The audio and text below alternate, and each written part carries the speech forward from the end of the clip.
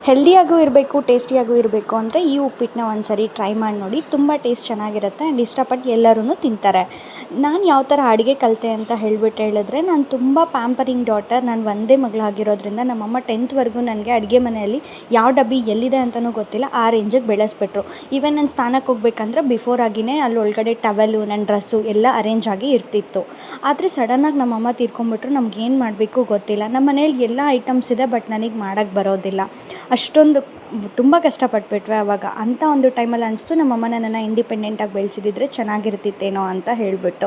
So ಆ ಒಂದು ಸಿಚುವೇಷನಲ್ಲಿ ನನಗೆ ಅಡುಗೆ ಮಾಡೋಕ್ಕೆ ಬರದೇ ಇದ್ದಾಗ ನಾನು ಟ್ರಯಲ್ಸಲ್ಲಿ ಒಂದು ಸತಿ ಬೆಂಡೆಕಾಯಿ ಕುಕ್ಕರ್ಗೆ ಹಾಕಿಬಿಟ್ಟು 3 ವಿಸಿಲ್ ಹೊಡೆಸ್ಬಿಟ್ಟಿದ್ದೆ. ನನಗೆ ಗೊತ್ತಿರಲಿಲ್ಲ ಅದನ್ನು ಫ್ರೈ ಮಾಡಬೇಕು ಸಪ್ರೇಟಾಗಿ ಅಂತ ಹೇಳಿಬಿಟ್ಟು. ಅಷ್ಟು ಖರಾಬಾಗಿ ಅಡುಗೆ ಮಾಡ್ತಿದ್ದವಳು.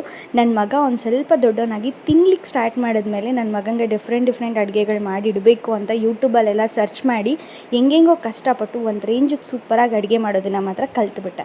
ಅಷ್ಟು ಈಸಿ ಅಲ್ಲ ಅಡುಗೆ ಕಲಿಯೋದು, ಬಟ್ ಟ್ರೈ.